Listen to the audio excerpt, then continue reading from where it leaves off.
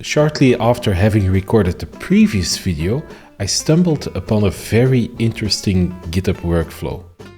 It's called Update Changelog and it was made by Stefan Zweifel. This workflow does something incredibly handy.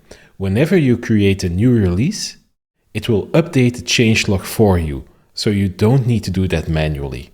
If you've been following along, then you'll also see that update changelog in your repo. As meanwhile, I've added it to our skeleton template. Let's see this in action. So let's open up the changelog. And now we have two entries in our changelog. Let's create another release. And this is going to be a dummy one, as nothing has changed. I'm going to tag it 111. And I typed the command wrong. It's not releases, but release. The title is also 111. I'm going to write my own. This is a dummy release to test out the workflow. It's not a pre-release. Let's publish the release. And now we've created a new release.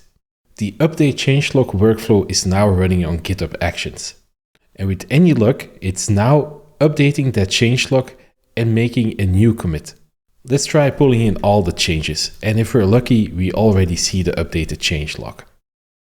Let's refresh the file. And sure enough, the workflow added this entry to the changelog automatically. Very cool. Now you could argue whether a changelog is really necessary these days.